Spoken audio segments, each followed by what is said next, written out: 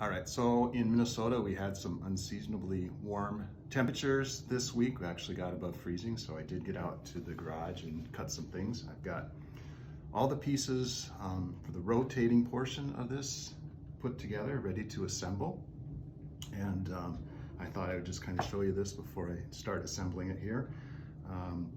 One thing I talked about these turntables here, and since I had the router out, I went ahead and routered this in here so that it'll sit down in there a little bit and have a smaller gap. Otherwise it'd be almost a 3/8 inch gap between the rotating pieces, which seemed like too much to me.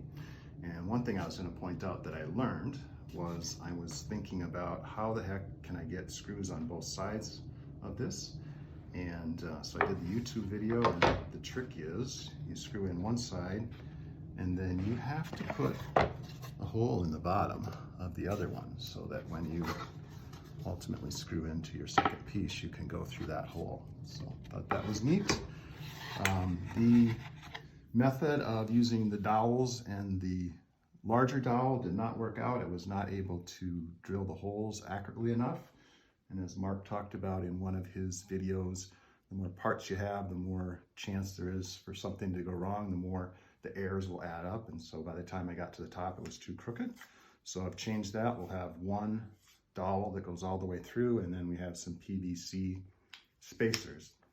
Also, I'm reminded, don't forget about your local hardware store. It's nice going out to Lowe's, but actually was able to find things at the local hardware store that they didn't have at Lowe's, and they were friendly, and they even just cut me a 4-foot piece of this, which is all I needed instead of having to buy the entire thing.